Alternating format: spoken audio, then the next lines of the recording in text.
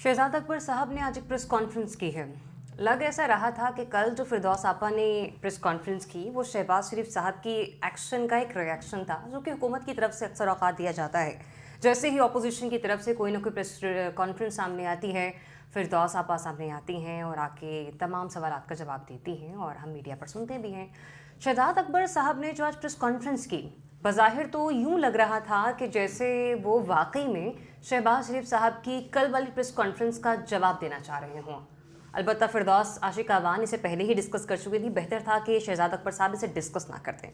हाँ, लेकिन अगर उन्होंने डिस्कस किया भी तो उसमें बहुत सारी चीज़ें मद्देनज़र रखीं। आपको भी पता है, मुझे भी पता है, कुछ रोज़ पहले खबर सामने है, कुछ रोज़ क्या, अभी कल ही की बात ले लीजिए, 19 करोड़ पाउंड्स की बरामदगी हुई है। 19 करोड़ पाउंड कोई छोटी रकम नहीं है अगर इसका तखमीना पाकिस्तानी करेंसी से लगाया जाए तो। अगर ये पैसा पाकिस्तान के अकाउंट में आ रहा है तो हम ये समझ सकते हैं कि पाकिस्तान को आने वाले दिनों में फाइनेंशियली तौर पर एक स्टेबिलिटी मिल गई है। अब ये पैसा कहाँ से आया है? ये पैसा आया है मलिक रियाज साहब की तरफ से। आप भी जानते हैं, मैं भी जानती हूँ कि 2018 दिसंबर में एक समाअत हुई थी, जिसके बाद 9 अकाउंट्स मुजम्मद करने की कॉल सामने आई थी कोर्ट की तरफ से। अब ये वही पैसा है जो कि उन 9 अकाउंट्स के अंदर मौजूद था, लेकिन इसमें कुछ प्लॉट्स भी शामिल हैं और एक ऐसी बड़ी अराजी शामिल है कि जिस पर केस चल रहा था। बहरहाल कहते हैं कि सियासत में कुछ भी हरफ आखिर नहीं होता और मलिक रियाज साहब एक ऐसी पर्सनालिटी हैं कि जिनका ताल्लुक माजी में रहने वाली 2 बड़ी जमातों से रहा है, फिर उसका ताल्लुक बराह रास्त पीपल्स पार्टी से हो या फिर शहबाज शरीफ साहब से। हाँ, हम ये ज़रूर कह सकते हैं कि शहजाद अकबर साहब ने जो आज की प्रेस कॉन्फ्रेंस की है उसमें उन्होंने तकरीबन 1.5 दर्जन के करीब सवालात पुट किए। 18 सवाल कोई छोटी बात नहीं है। मेरा क्वेश्चन या मेरी राय खान साहब के लिए, उनकी काबीना के लिए सिर्फ इतनी सी है कि प्ली बार्गेन हो रही है, कहाँ हो रही है, कहाँ नहीं हो रही है, आवाम इतना शऊर रखते हैं, आवाम को पता है कि किसके मामलात कौन संभाल रहा है, या फिर यूँ कह लें कि शरीफ बरादरान के लिए या पीपल्स पार्टी के लिए कौन सी थर्ड पार्टी ऐसी है जो कि मंजर आम पर आ रही है। क्योंकि इतनी बड़ी रकम का मिलना मेरे ख्याल से एक विक्ट्री होनी चाहिए खान साहब के लिए, उनकी हुकूमत के लिए। लेकिन शहजाद अकबर साहब जिस तरीके से चीज़ों को बता रहे थे, उनके चेहरे से वो खुशी आया नहीं थी।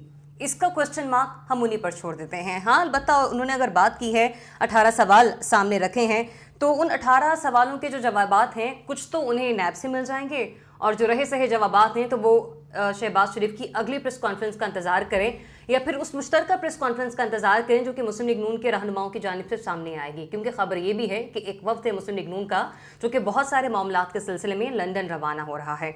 और दूसरा ये कि 3 से 4 पेचीदा मसाइल हैं। आर्मी चीफ के एक्सटेंशन का मामला काबिल गौर है, अपोजिशन का इत्तेहाद आपको चाहिए। ये मसाइल अपोजिशन के ताउन के बगैर हल होने वाले नहीं हैं। इसके साथ साथ चीफ इलेक्शन कमिश्नर की तैनाती का मामला है और इलेक्शन कमीशन के मेंबरान की तैनाती, उनका तकर्रुर ताहाल नहीं हो सका है। तो ये अब छोड़ दें कि ये तमाम जो मामलात हैं वो सदारती ऑर्डिनेंस के ज़रिए या अदालतों में ले जाकर ही हल हो सकते हैं। क्योंकि इस्लामाबाद हाई कोर्ट की जानिब से भी एक स्टेटमेंट सामने आ चुकी, एक बयान सामने आ चुका है कि ये मसाइल जो हैं या पार्लियामान में जाकर हल करें, पार्लियामेंट हाउस की टेबल पर हल करें। हर मसले का हल अदालत नहीं होती। तो लिहाजा ये जो घन गरज है, मुराद सईद साहब आज बैठे हुए थे शहजाद अकबर साहब के, तो एक मशवरा यही है कि इन चीज़ों में थोड़ी कमी लाई जाए ताकि अपोजिशन जो है वो अपना भरपूर रोल प्ले कर सके। क्योंकि हाल ही में हमने देखा कि मौलाना फजल रहमान साहब का जो जलसा था या उनका धरना था वो ऐसे ही ख़त्म नहीं हुआ। कुछ पसे पर्दा अवामिल थे, कुछ लेने देने की बातें थी, तभी वो गए हैं।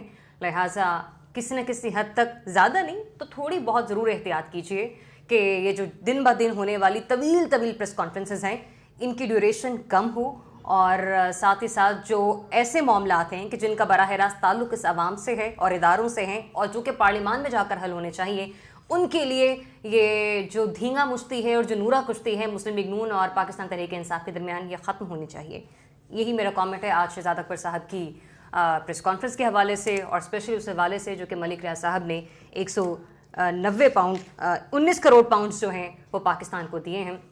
देखते हैं कौमी ख़जाने में जमा होने वाली रकम किस तरह से अवाम पर लगती है। जी, मलिक रियाज के हवाले से पिछले 3 दिनों से मेन स्ट्रीम मीडिया पे तो इतना कोई उनके केस के हवाले से नहीं बात हो रही, लेकिन सोशल मीडिया के हवाले से आपने देखा होगा कि पिछले 2 दिनों से कंटिन्यूसली एक ट्रेंड भी चल रहा है ट्विटर के ऊपर, और सोशल मीडिया के ऊपर लोग बोल भी रहे हैं। लेकिन हैरानगी की बात यह है कि पाकिस्तानी मीडिया ने इसको सिवाय डॉन के और एक आध उर्दू के न्यूज़पेपर्स के किसी ने ये स्टोरी उस तरह कैरी नहीं की जिस तरह के नेशनल क्राइम एजेंसी ब्रिटिश जो है उसने इसको इन तहकीकात को मीडिया के हवाले से हैंड आउट जारी किए थे।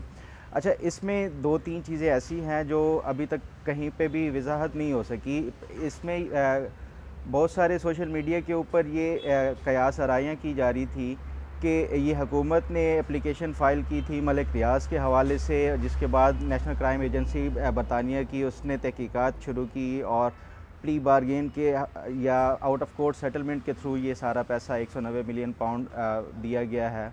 इसमें अभी मैं बीबीसी की एक स्टोरी पढ़ रहा था जिसमें उन्होंने कहा कि इनिशली जो एक एप्लीकेशन फ़ाइल की गई थी वो ट्रांसपेरेंसी इंटरनेशनल जो बरतानिया की है उसने फ़ाइल की थी 5 प्रॉपर्टीज़ के हवाले से नेशनल क्राइम एजेंसी को, कि ये 5 प्रॉपर्टीज़ हैं जिसमें पाकिस्तानियों की भी हैं, रशियंस, नाइजेरियन, आज़रबाईजान और लीबिया के ये 5 लोग हैं जिनकी ये प्रॉपर्टीज़ हैं इंतहाई महंगे इलाकों में।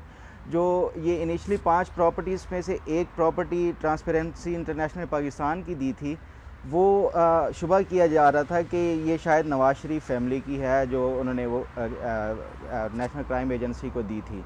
लेकिन बाद में जब ये तहकीकात शुरू हुई तो उसमें नवाज शरीफ फैमिली से हट के ये मलिक रियाज़ के हवाले से आ गई, प्रॉपर्टी उनकी ओनरशिप में है। तो उस पर फिर अब पिछले कोई 2-3 महीने से आपने देखा होगा सोशल मीडिया पे एक वीडियो भी वायरल हुई थी जिसमें अरबाब शहजाद के हवाले से वो मलिक रियाज़ से बरतानिया में मुलाकात कर रहे हैं।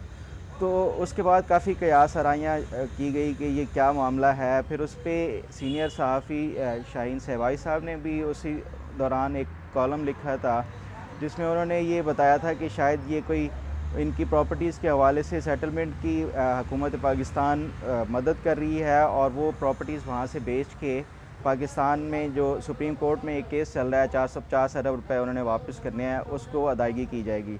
लेकिन मामला वो नहीं है जो पोर्ट्रे किया जा रहा था। आज शहजाद अकबर साहब ने भी फिर दोबारा से बार बार इस चीज़ के ऊपर फोकस किया कि ये मामला क्रिमिनल नहीं है बल्कि सिविल मैटर है और हमने ये आउट ऑफ कोर्ट एक सेटलमेंट की गई है और इस डील के तहत 190 मिलियन पाउंड दिए गए हैं।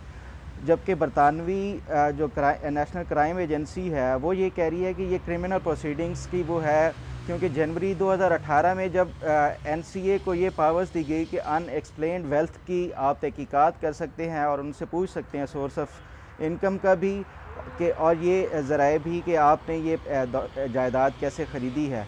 उसके बाद से ये एनसीए को जब से ये पावर्स मिली हैं ये उन्हीं में से एक कड़ी है कि उन्होंने मलिक रियाज़ से जो तहकीकात की हैं और वो शायद इसको एक्सप्लेन नहीं कर पाए। इन प्रॉपर्टीज़ का जो उनके अकाउंट्स में 12 मिलियन 120 मिलियन पाउंड जो उनके 8 मुख्तलिफ अकाउंट्स में फ्रीज़ किए गए थे अगस्त में, और उसके अलावा 20 मिलियन पाउंड जो दिसंबर 2018 में फ्रीज़ किए गए थे, उन सब के अकाउंट्स के हवाले से वो शायद जस्टिफिकेशन पैदा नहीं कर सके, जिसकी वजह से उनको ये आउट ऑफ कोर्ट सेटलमेंट करनी पड़ी और ये पैसा दोबारा रिपैट्रिएट करना पड़ा पाकिस्तान को।